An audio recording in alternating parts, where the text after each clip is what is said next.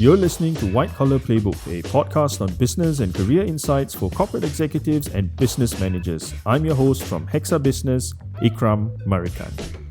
Work from home. Some pundits say it's here to stay forever. Others say it is a temporary effect from the COVID-19 pandemic. Work from home has literally turned the tables on how we work, primarily impacting social norms. We are social animals after all. A very important question that organizations should ask is, what is the economic impact of work from home? To answer this question, I have with me here today Dr. Carmelo Ferlito, an economist from the Center for Market Education, someone who has written a lot about the pandemic, about the lockdowns. So he is an expert of sorts in this area. Hello, Dr. Carmelo. Hi, good afternoon, Ikhram. Happy to be here with you. Thank you very much. So I'm just going to dive in straight and ask you my first question. What is the economic impact of work from home from a macro and micro perspective? Yes, I think that is a good question, and it would require a complex answer. And sooner or later, we may also reach a sort of quantification of the impact of working from home. My preliminary remark on this is that working from home should be eventually a choice.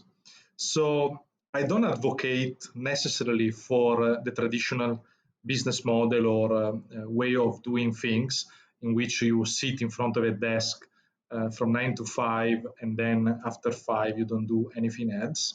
And also in my business experience, I always have allowed my team to have flexibility.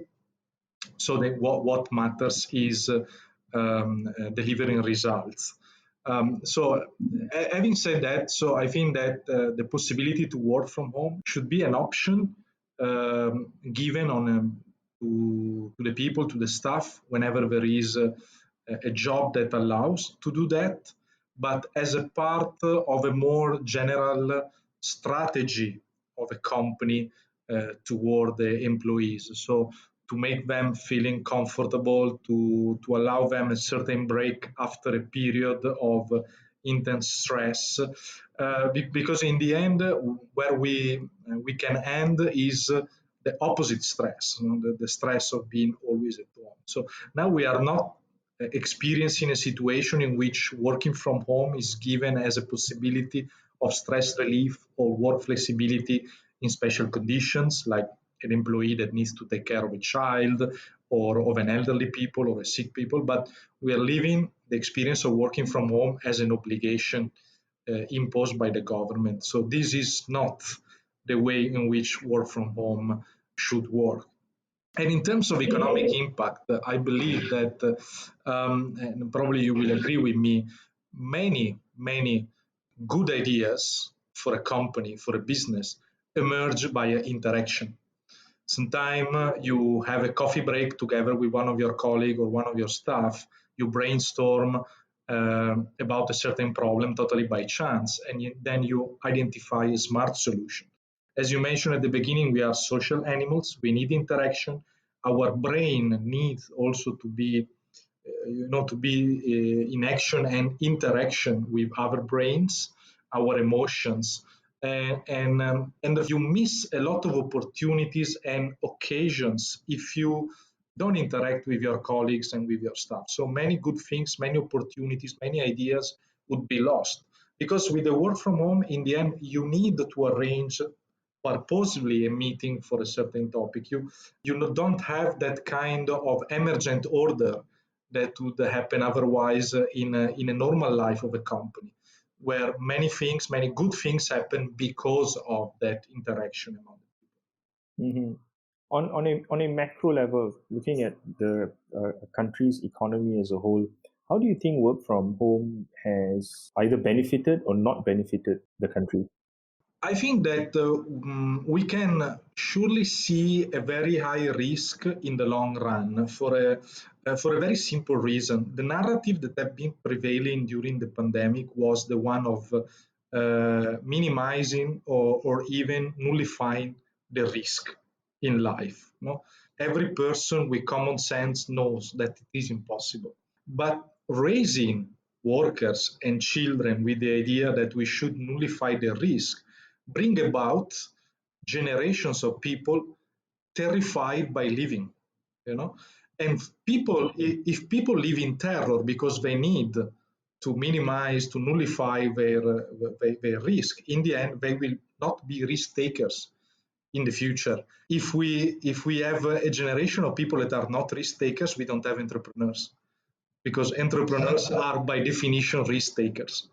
And so this means in the long run missing entrepreneurial opportunities. We don't see this now because everybody is focused on the analysis of the very present moment, but we should instead look at what we are going to miss in the long run. So this is the macro perspective that needs to be added on a lot, I think, of emotional, social, and psychological stress that people are experiencing because of an unbalanced life and announcements that come today for tomorrow. In the moment in which we speak, MCO has been announced, but we don't know if tomorrow we are going to work from home or we can come to the office. So this kind of uncertainty creates an emotional shock that definitely is going to reduce productivity and is going to reduce affection toward the workplace, is going to reduce the motivation, because at a certain point you miss the point why you are doing things, why you are struggling to get things done if the environment around you is an hostile environment. Yep. So work from home is not something new. Prior to the pandemic, a lot of organizations have been experimenting with it.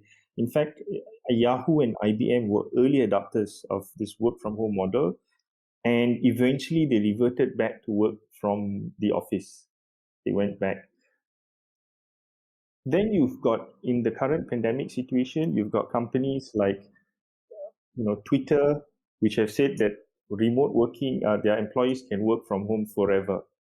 And you've got the other end of the spectrum, Google, which is trying to accelerate its employees' return back to the office. I think by September 1st, they want to get everyone back into the office and give them a few days a week to work from home.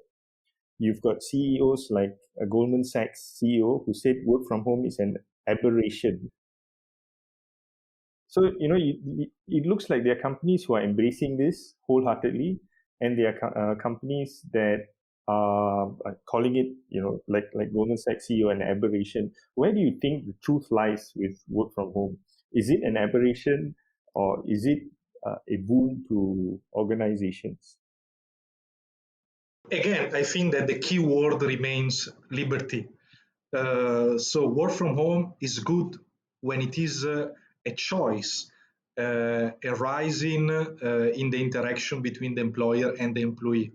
It is bad when it is either the employer or the government forcing it over the employee, not considering the nature of the employee.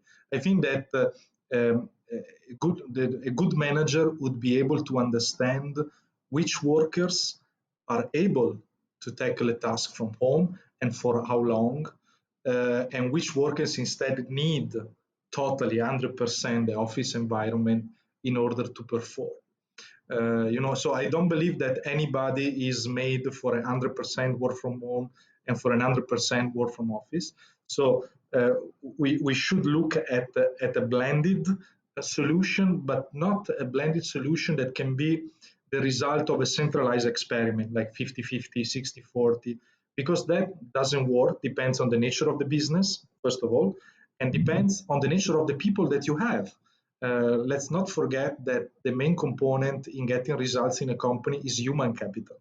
So the decision should be dynamically produced in the interaction between the manager and the employee, where the manager is able to understand the features of the employee and his or her relationship with the task that he or she performs.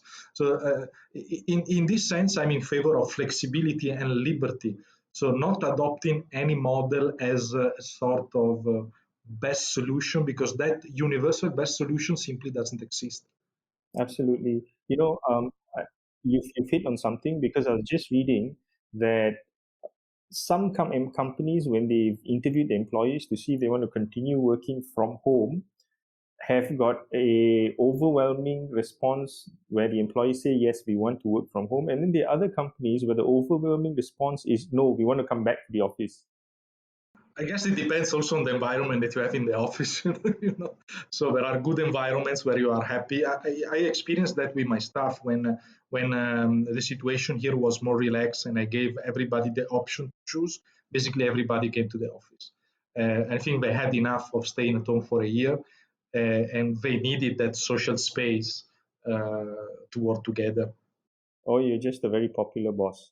No, I don't think so. I mean, but I like to see the people happy to be in the office. I mean, yeah. And when I was younger, I have experienced situations in which the office environment was a hell. So it was a pain for me to go to work. And I have experienced situations in which instead I felt comfortable in being in the office. And I just try to replicate the conditions where I felt at ease and happy to work. In the end, it is better also for the company because if employees are happy to come to work, they deliver much more than frustrated employees. Absolutely. So many people I've spoken to are having fatigue with work from home. The lines between work and personal life, they say, have become blurred. Work hours have creeped to late night evenings and nights. Is this good for productivity? Indeed, this is terrible for productivity. It creates exhaustion, and is depends also on the situation that everybody has at home. Obviously, if you have small kids at home that were doing online schooling, that it becomes very difficult to let them go and to focus on your job. So you end up taking care of the kids in the morning, and at 7, 8 p.m. you have your working day to begin, and then you have to work until midnight or 1 a.m. This create problems. I mean, we are not machines. We are not simply designed to work 8 hours a day, and then the timing is not important. We are human beings, so that balance is very important. And when that balance somehow is compromised, then the entire equilibrium of the company is compromised. Is work from home a viable economic model in the long term? Again, I think that my answer remains the same. It depends.